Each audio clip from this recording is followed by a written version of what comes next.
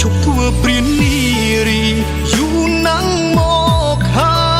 យសង្សារអើយកុំគិតរឿងមុនបងបានកែចារឹករ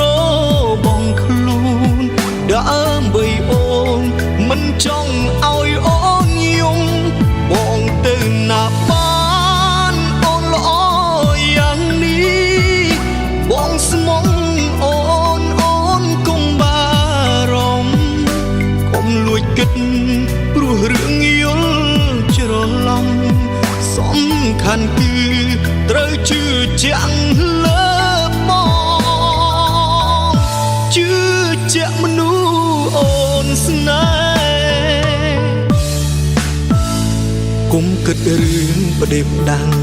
យើងគ្មានថ្ងៃបែកទេបងស្ម័គ្រក្បែរមានតែ